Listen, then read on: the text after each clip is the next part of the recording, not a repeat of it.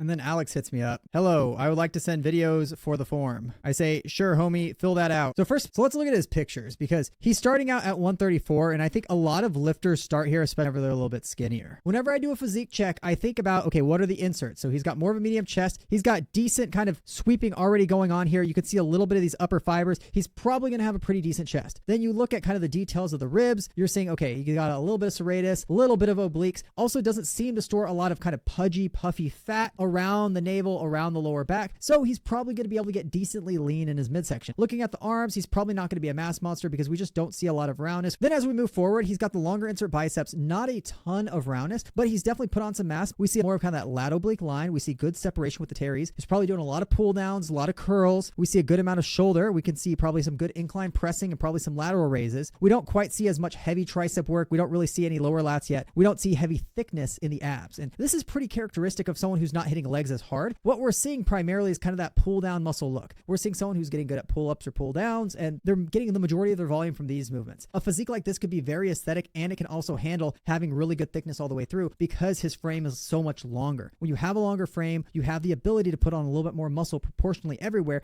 And even though he started kind of small, he has good enough muscle bellies where he is going to be able to put on a lot of mass, and his body's going to be able to hold on to it pretty well because of his proportions. And he's going to be able to look better at a heavier body weight compared to somebody else because of this.